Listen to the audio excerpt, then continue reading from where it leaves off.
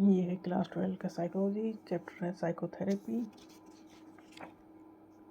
इसमें पढ़ेंगे हम बिहेवियर थेरेपी चैप्टर 5 है थेरेप्यूटिक अप्रोच एंड काउंसलिंग। इसमें टॉपिक है साइकोथेरेपी में है बिहेवियर थेरेपी, मतलब बिहेवियर ऐसा है जिसकी वजह से सब कुछ चीज़ें ख़राब हो रही हैं। अब बिहेवियर को ठीक करना है तो चीज़ें अपने आप ठीक हो जाएंगी।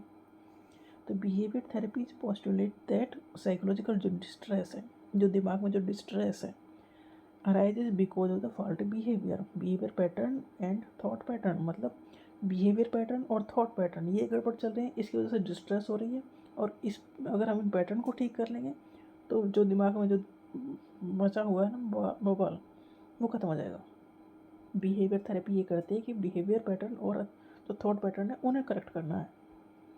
Behaviour therapy is a type of psychotherapy that focus on identifying and changing unhealthy mall adaptive behaviour. मतलब ऐसे बिहेवियर जो स्ट्रेस लेके आएंगे, जो गलत बिहेवियर हैं, उन्हें आइडेंटिफाई करने का काम करती है behaviour therapy. Behaviour therapy is focused on the behaviour and thought of the client in the present. मतलब प्रेजेंट में क्या सोच रहे हो भाई, प्रेजेंट में आप पास्ट की चीज़ों को सोच रहे हो, पास्ट में जो चीज़ें हुई हैं उसे लेके डिस्ट्रेस हो रहा है, उसकी वजह से आपका थॉट पैटर्न चेंज हो चुका है। तो बिहेवियर थेरेपी फोकस करती है on the behaviour and thought of the client in the present. मतलब प्रेजेंट में चीज़ें ठीक करनी है तो फोकस प्रेजेंट पर करना पड़ेगा। प्रेजेंट में आपका बिहेवियर कैसा कैसा आपका थॉट पैटर्न है। तो बिहेवियर थेरेपी प्रेजेंट में फोकस करती है कि थॉट पैटर्न कैसा है और बिहेवियर कैसा है, उसमें करेक्शन लेके आना है। क्यों? क्योंकि the past is relevant only to the extent of understanding the origin of the faulty behaviour and thought pattern. देखो, साइकोथेरेपिस्ट के लिए जो क्लाइंट का पास्ट है वहीं तक मैटर करता है कि इसका जो दिमाग में ये बसर मची हुई है, इसकी शुरुआत कहाँ से हुई है, फॉल्टी बिहेवियर और थॉट पैटर्न की शुरुआत कहाँ से हुई। बस साइकोथेरेपिस्ट को पास्ट में से ये ही जानना है और कुछ नहीं।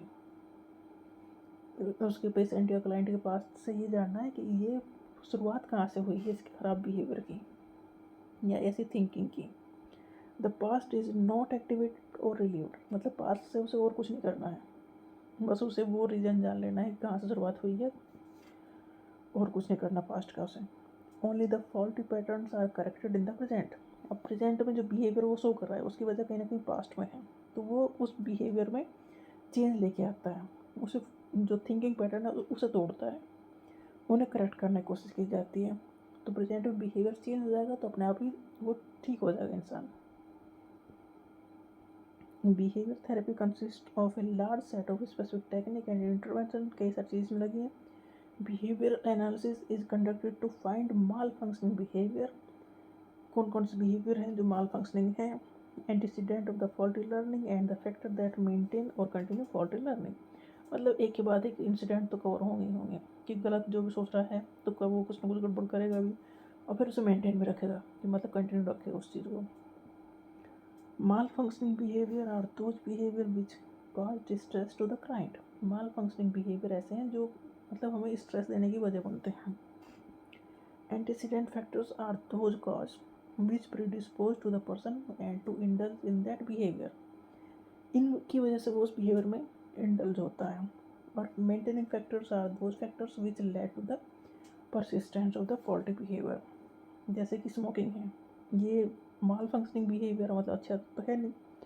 एंटीसीडेंट फैक्टर क्या था इसका, स्मोकिंग स्टार्ट हुई when he was preparing for the annual exam.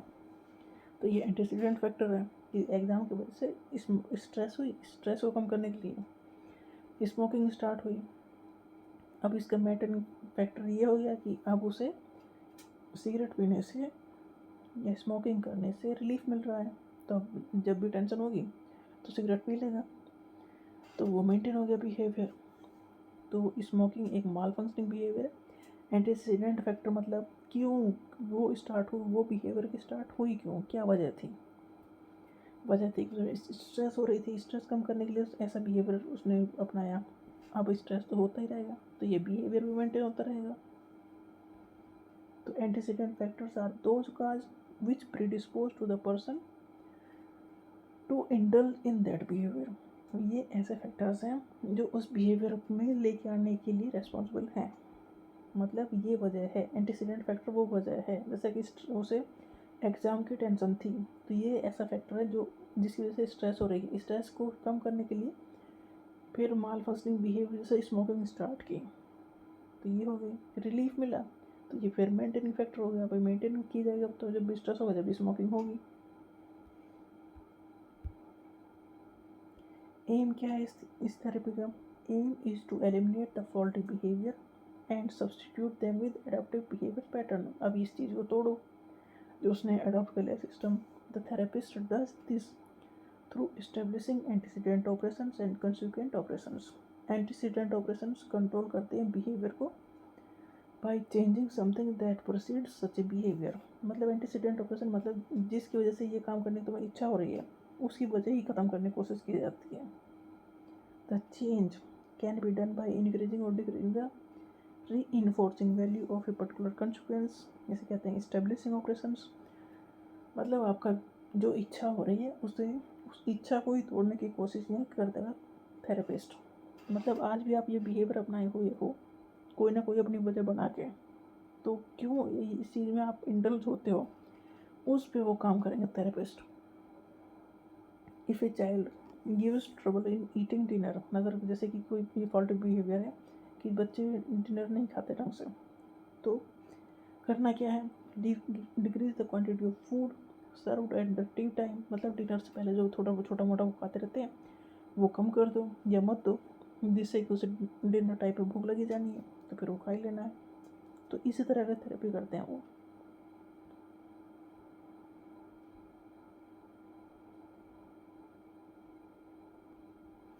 Behaviour therapy में कौन कौन सी टेक्निक यूज हो रही है? Systematic desensitization, it is use to treat phobia. अगर किसी चीज़ से डर है तो इसे ट्रीट किया जाता है by gradually exposing the client to anxiety provoking stimuli while practising relaxation.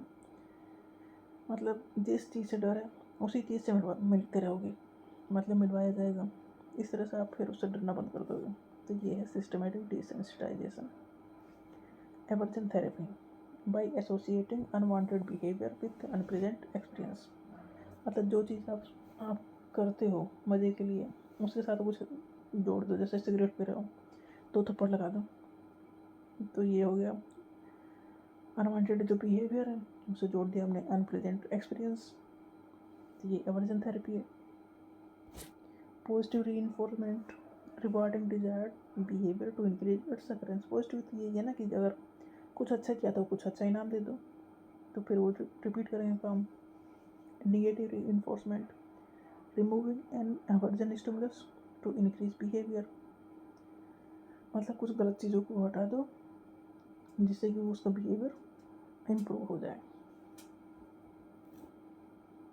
Modelling client learns to behave in a certain way by observing the behaviour of a role model. Modelling मतलब role model किसी को समझने लगे client, तो उस तरह से वो छोड़ सकता है।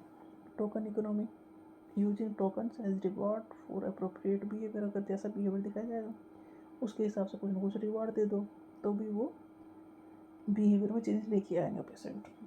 तो मतलब बिहेवियर में यहाँ चेंज लेके आना, उसके लिए कई सारी टेक्निक यूज़ करनी है। पहली बात तो ये है कि भी समझना है कि बिहेवियर में दिक्कत है कहाँ और क्यों स्टार्ट हुई।